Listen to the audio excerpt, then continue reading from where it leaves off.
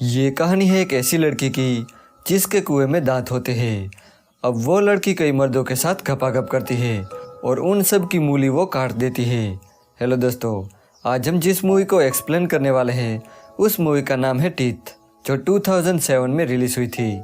Movie start होती है और हमें दो बच्चों का सीन दिखाया जाता है, जिसमें लड़के का नाम ब्रैड और लड़की का नाम डाउन था।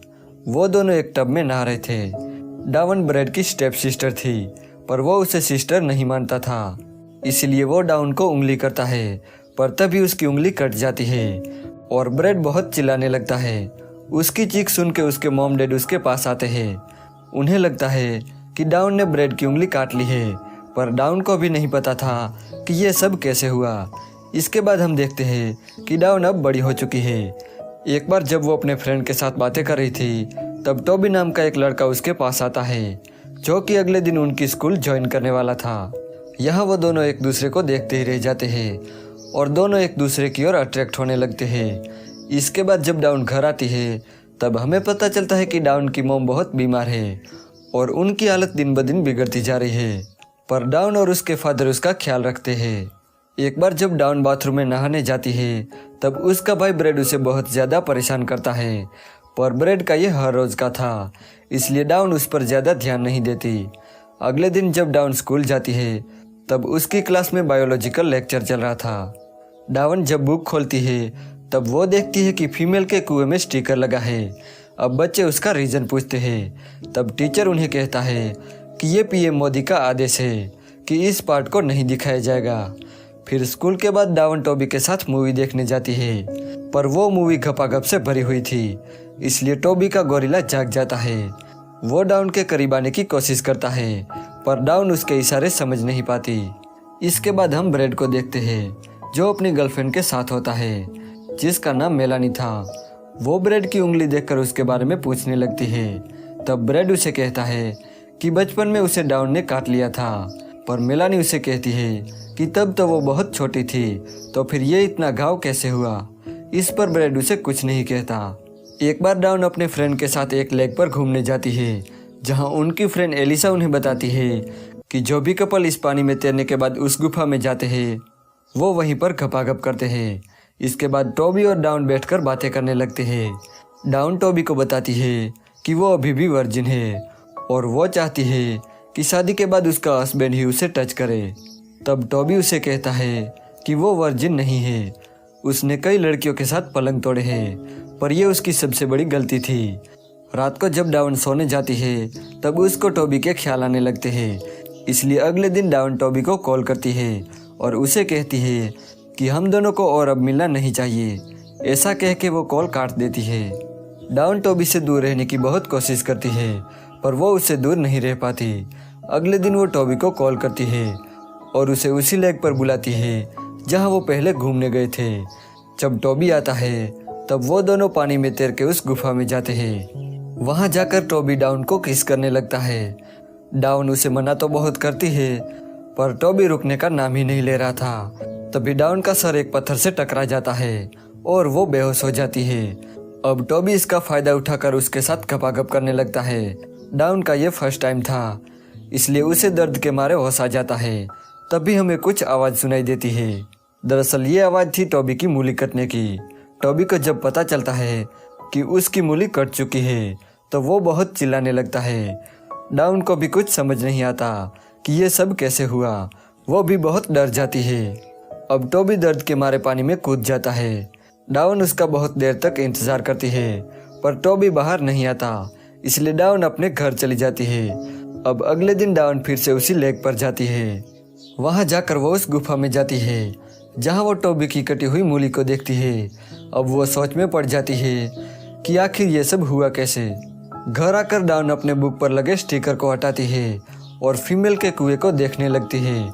जब स्टिकर हटता है, तो वो बहुत ज़्यादा हैरान हो जाती है और इसके बारे में वो इंटरनेट पर रिसर्च करती है। रिसर्च करने पर उसे एक आर्टिकल मिलता है, जिसमें लिखा था कि बहुत सालों पहले लड़कियों के कुएं में दांत होते थे, जिसकी वजह से घपाघप करने के दौरान वो दांत लड़कों की मूली को काट देते थे।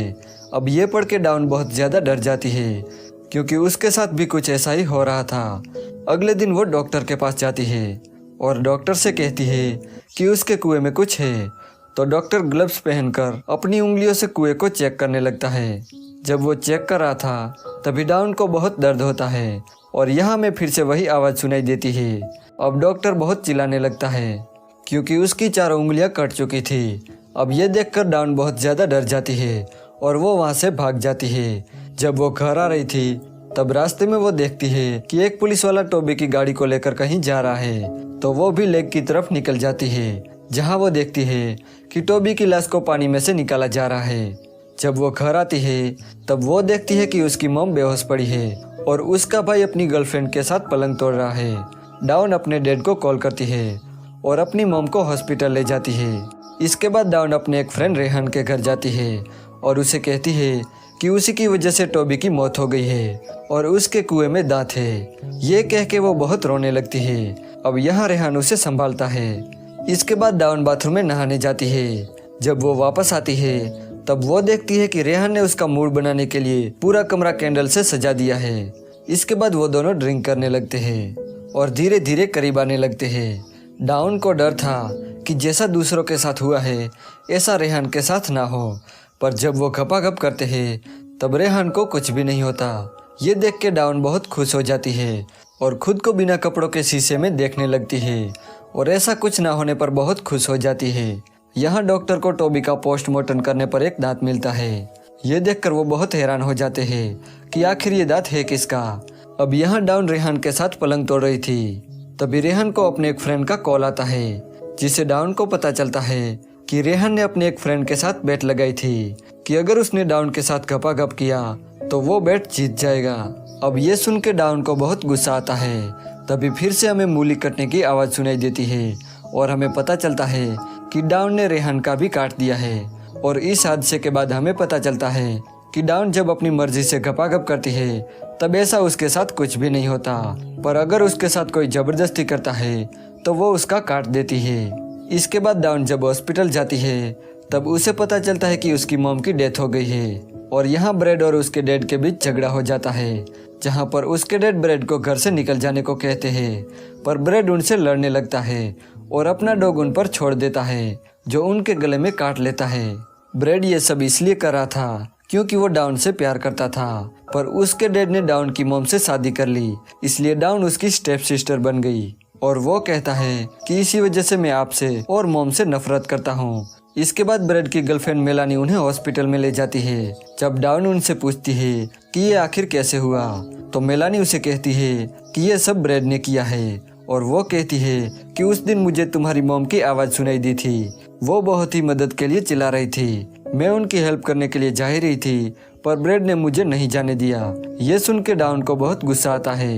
वो उसे बदला लेना चाहती थी, इसलिए पहले तो वो घर जाती है और मेकअप करने लगती है। इसके बाद वो ब्रेड के कमरे में जाके उसे सेड्यूस करने लगती है, तो ब्रेड भी इसके लिए मान जाता है और दोनों वहीं पर घपाघप करते हैं। अब यहाँ ब्रेड को एक ख्याल आता है कि जब वो छोटा था तब उसकी उंगली कैसे कटी थी। वो ये सब समझ भी जाता है, पर तब तक बहुत देर हो चुकी थी क्योंकि डाउन ने उसका भी काट लिया था। इसके बाद वो वहाँ से चली जाती है और अपनी नई जिंदगी स्टार्ट करती है। एक बार जब वो साइकिल लेकर कहीं जा रही थी तभी साइकिल के टायर में पंचर हो जाता है।